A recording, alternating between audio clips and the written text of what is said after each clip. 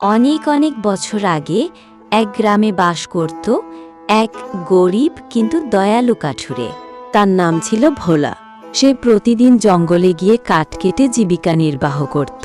তার স্ত্রী গীতা আর তার ছেলে বাদল ছিল তার সুখের একমাত্র উৎস। একদিন ভোলা খুব ক্লান্ত হয়ে পড়ে।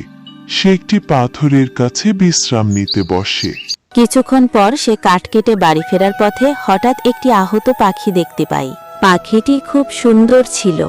সে দ্রুত পাখিটির কাছে যায় এবং পাখিটিকে নিজের হাতে তুলে নেয় এবং ভোলা বাড়ির পথে আসে। সারা রাত পাখিটার চিকিৎসা করে ভোলা আর ওর ছেলে।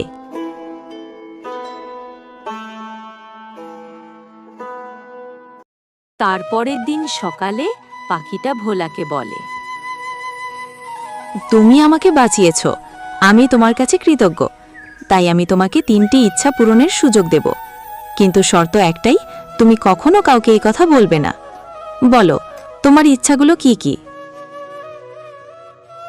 ভোলা বিস্মিত হলো, মাথা নেড়ে রাজি হয়ে, আমার চাই খাবার এবং ভালো আশ্রয় আর শান্তিতে বসবাস।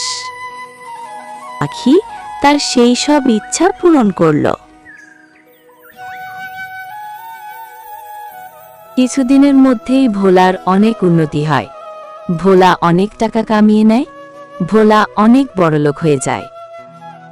ভোলা নতুন বাড়িও তৈরি করে। গ্রামের লোকেরা ভোলাকে নিয়ে আলোচনা করতে থাকে, ভোলা কিভাবে এত বড়লোক হলো। গ্রামের জমিদার ব্যাপারটা শুনল। সে ভাবল, ভোলাকে ভয় দেখিয়ে সে সব জেনে নেবে সে কিভাবে এত উন্নতি করল। গ্রামের জমিদার ভোলাকে জিজ্ঞাসা করল সব। এই ভোলা, তুই এত উন্নতি কি করে করলি বল আমাকে ভালোভাবে, না হলে তোকে গ্রাম থেকে তাড়িয়ে দিব। তখন সবকিছু সে বলে।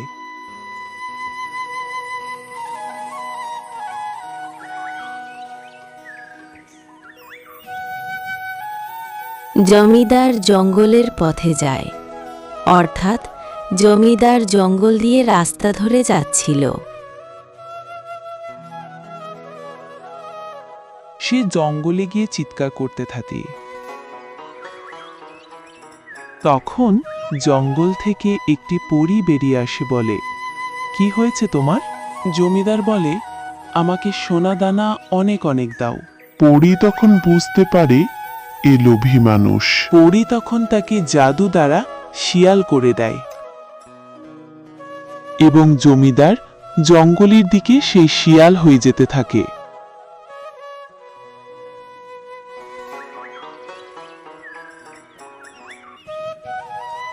তাই বন্ধুরা, লোভ করা কখনোই ভালো না। লোভ শুধু আমাদের ক্ষতি করে। আরও এরকম গল্প দেখতে হলে আমাদের চ্যানেলটি সাবস্ক্রাইব করে রাখো।